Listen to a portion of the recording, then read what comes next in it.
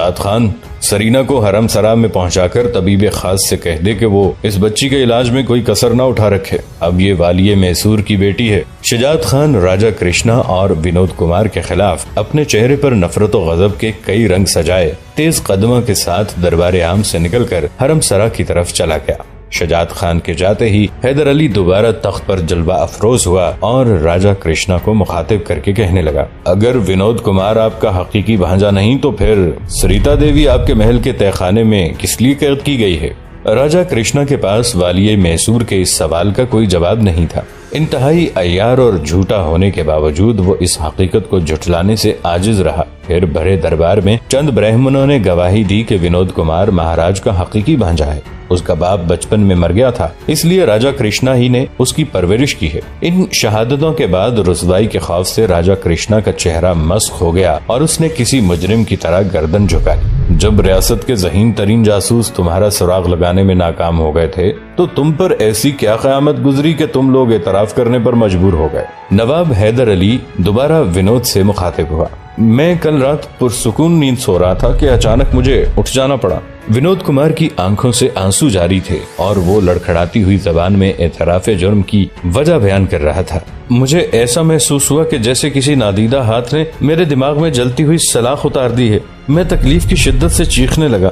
راج وید نے کئی دوائیں دی مگر میرے دماغ میں لگی ہوئی آگ بڑھتی ہی جا رہی تھی۔ پھر کسی نے میرے کانوں میں سرگوشی کرتے ہوئے کہا کہ نواب بہادر کی خدمت میں حاضر ہو کر اپنے جرم کا اعتراف کر لے، ورنہ یہ آگ تیرے پورے جسم میں پھیل جائے گی اور چند گھنٹوں میں تجھے جلا کر راکھ کر ڈالے گی۔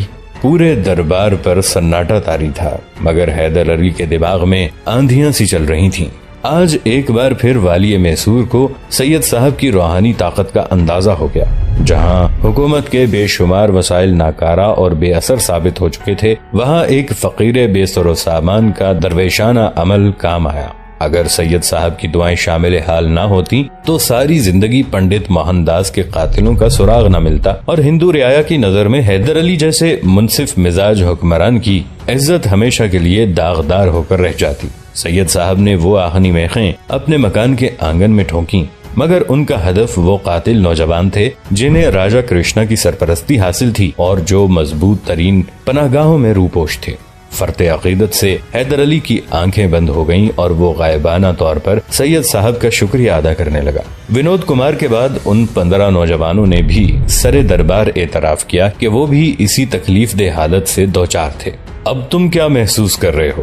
حیدر علی نے ان تمام مجرموں سے دریافت کیا جو پنڈت موہن داس اور بملا دیوی کے قتل کے ذمہ دار تھے۔ اب ہمیں اپنی موت سامنے نظر آ رہی ہے مگر وہ ناقابل بیان اذیت ختم ہو گئی جس میں ہم گزشتہ رات سے مبتلا تھے۔ والی میسور نے ونود کمار اور اس کے دوسرے ساتھیوں کو زنجیریں پہنا کر زنداں کے حوالے کرنے کا حکم دے دیا اور اس اعلان کے ساتھ دربار برخاست ہو گیا کہ سریتا دیوی کے صحت یاب ہونے اور پھر اس کی گواہی کے بعد اس مقدمہ قتل کا فیصلہ سنایا جائے گا۔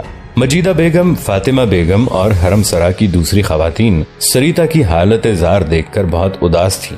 ریاست میسور کا طبیب خاص اپنے بہترین نسخے آزما رہا تھا مگر ابھی تک سریتا دیوی کو ہوش نہیں آ رہا تھا، یہاں تک کہ وہ مایوس ہو گیا اور اس نے حیدر علی سے صاف صاف کہہ دیا، نواب بہادر، میرا طویل تجربہ یہی بتاتا ہے کہ شاید دواؤں کا وقت گزر گیا، اب اس لڑکی کے بچنے کی بہت کم امید ہے، اگر بچ بھی گئی تو اپنا ذہنی توازن کھو بیٹھے گی، اس کے سر میں شدید چوٹیں آئی ہیں۔ طبیب خاص کا بیان سن کر والی میسور بھی سوگوار نظر آنے لگا تھا۔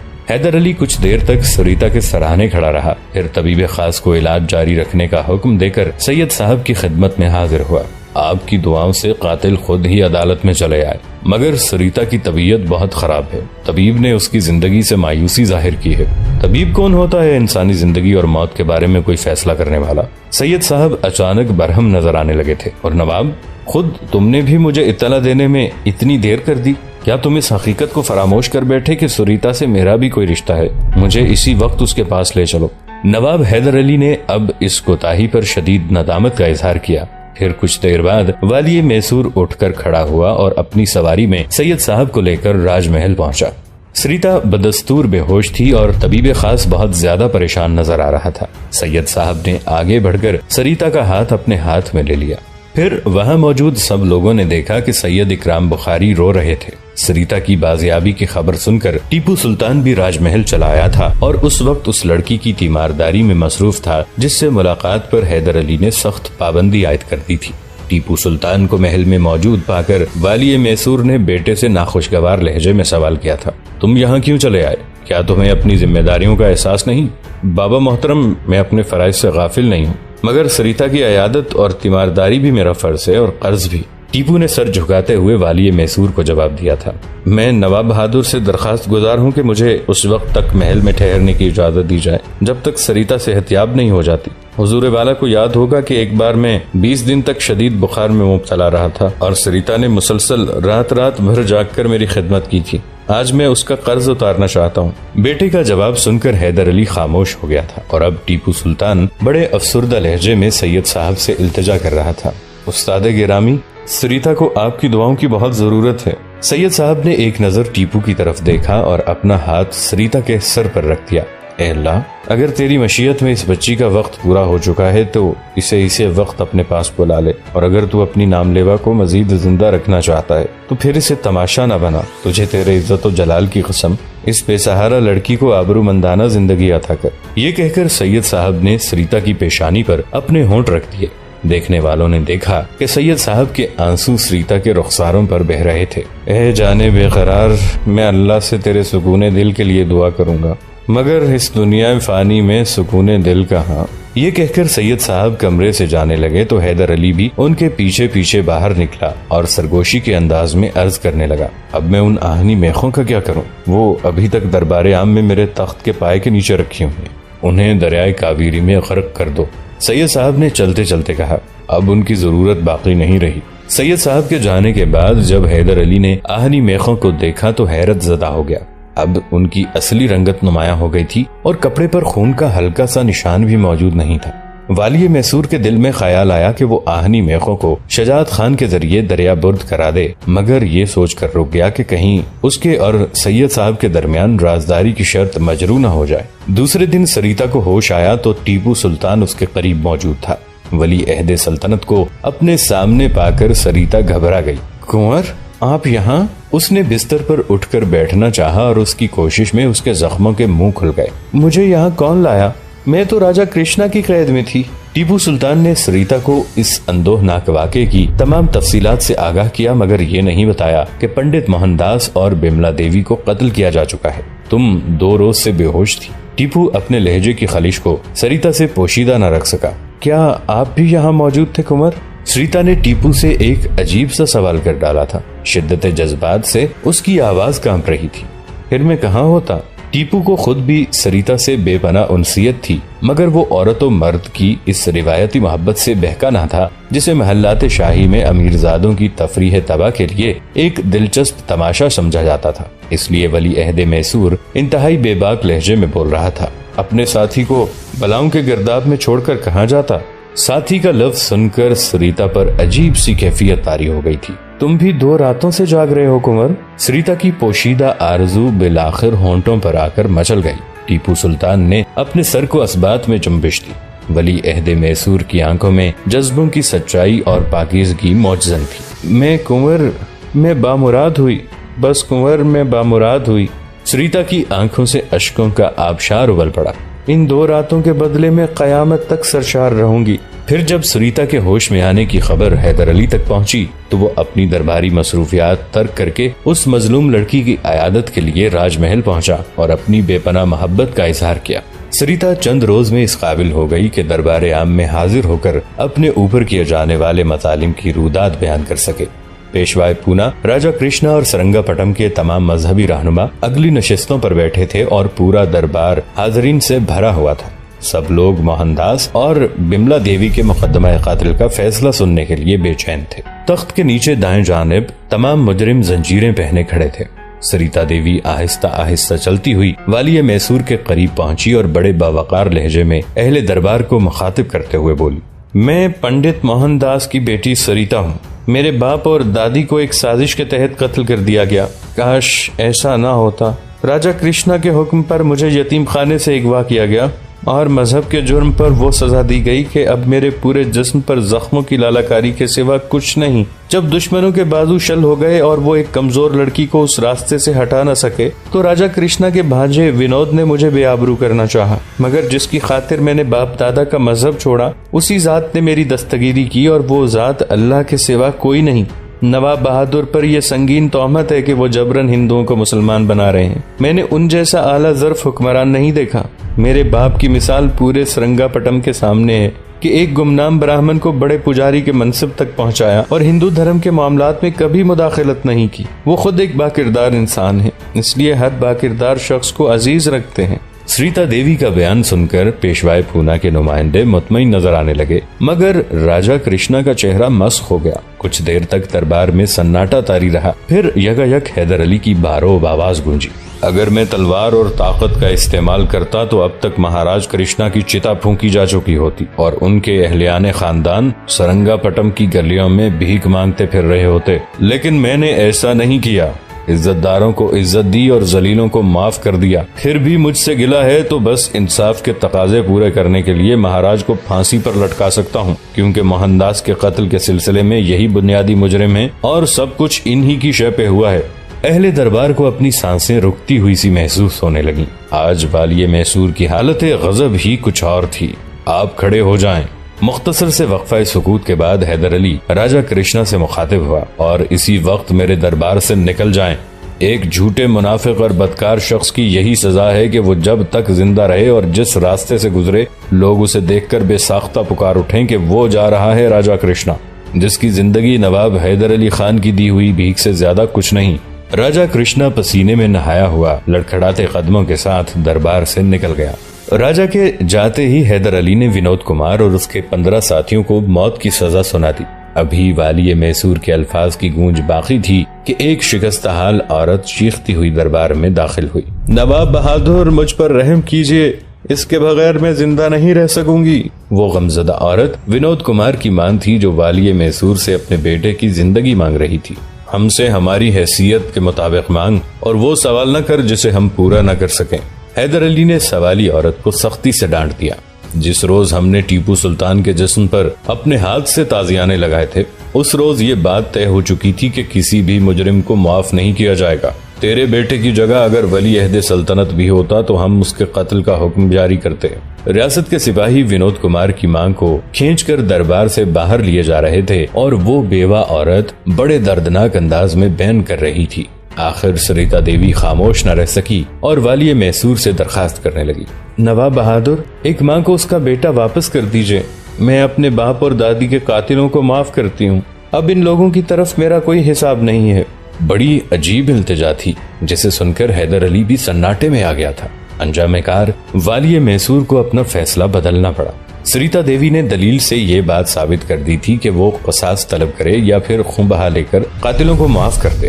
ایک ماں کے آنسو ہی میرے لیے خون بہا کا درجہ رکھتے ہیں۔ سریتا دیوی کی زبان سے ادا ہونے والے الفاظ اہل دربار کے دلوں میں اتر گئے تھے۔ اس واقعے سے متاثر ہو کر ونود کمار راجا کرشنا کی بیوہ بہن موہن داس کے قاتل اور سینکڑوں ہندو مسلمان ہو گئے تھے۔ پیشوا کے نمائندے واپس جا چکے تھے اور مادھو راؤ سرنگا پٹم پر حملے کا جواز تلاش کرنے میں ناکام رہا تھا۔ مجیدہ بیگم، حیدر علی اور فاطمہ بیگم۔ ایک دن حیدر علی دربار میں موجود تھا کہ محافظ سپاہیوں نے ایک ایسے شخص کو پیش کیا جو اپنے ظاہری حلیے سے پاگل نظر آ رہا تھا۔ سر اور داڑھی کے بڑے ہوئے بال، پھٹا ہوا لباس، پیروں میں آبلے، پتھرائی ہوئی آنکھیں اور خشک زبان۔ ریاست کے سپاہی اسے پکڑے ہوئے تھے ورنہ وہ اپنے قدموں پر کھڑا بھی نہیں ہو سکتا تھا۔ نواب صاحب، میرے بیوی، بچے، ماں باپ اور قریبی رشتہ دار قتل کیے جا چکے ہیں۔ اب مجھے اس دنیا سے کوئی دلچسپی نہیں، مگر پھر بھی میں چاہتا ہوں کہ درندگی کا یہ عمل کسی دوسرے انسان کے ساتھ نہ دہرایا جائے۔ خدا ہی جانتا ہے کہ آپ تک کس طرح پہنچا ہوں۔ مالابار میں مسلمانوں پر زندگی حرام ہو چکی ہے، جلدی کیجئے۔ اگر آپ نے تاخیر سے کام لیا تو ہزاروں اہل ایمان موت کے گھاٹ اتار دیے جائیں گے۔ یہ کہہ کر وہ اجنبی شخص فرش پر گرا اور دوسرے ہی لمحے اس کی روح پرواز کر چکی تھی۔ عجیب فریادی تھا۔ والی میسور سے اپنے لیے کچھ نہیں مانگا، بس دوسروں کے مسائل مختصر الفاظ میں بیان کیے اور دنیا سے رخصت ہو گیا۔ حیدر علی شدید حیرت میں ڈوبا ہوا تخت سے نیچے اتر آیا اور اس اجنبی کے مردہ جسم کو دیکھنے لگا جو دربار کے فرش پر پڑا تھا۔ فریادی کی آنکھیں کھلی ہوئی تھیں جیسے وہ کسی کا انتظار کر رہا ہو۔ ویران آنکھوں سے ناقابل بیان کرب جھلک رہا تھا، جیسے وہ آنے والے کا انتظار کرتے کرتے تھک گیا ہو اور پھر اسی مایوسی کے عالم میں بزم حیات سے اٹھ کر چلا گیا ہو۔ حیدر علی نے اس خیال کے تحت طبیب خاص کو طلب کر لیا کہ کہیں اجنبی شخص طویل سفر کی تکان اور شدید نقاہت کے باعث بے ہوش نہ ہو گیا ہو۔ طبیب کچھ دیر تک اس نامعلوم شخص کی نبض دیکھتا رہا، پھر بڑے مایوسانہ انداز میں سر کو جنبش دیتے ہوئے بولا، افسوس کہ اس کی سانسوں کا شمار ختم ہو چکا، جو کچھ بھی ہے وہ اپنے اللہ کی طرف لوٹ کر جانے والا ہے۔ والی میسور کے ساتھ تمام مسلمان درباریوں نے بلند آواز میں کہا، آنے والا ہمارا مہمان خاص تھا، اس کی تجہیز و تکفین بھی حکومت کی ذمہ داری ہے۔ حیدر علی کے لہجے سے سوگواری کا رنگ نمایاں تھا، ہم اپنے مہمان کی میزبانی نہ کر سکے، اس کا ہمیشہ قلق رہے گا۔ حیدر علی اجنبی کے جنازے میں شریک ہوا اور سید صاحب سے نماز پڑھانے کے لیے درخواست کی۔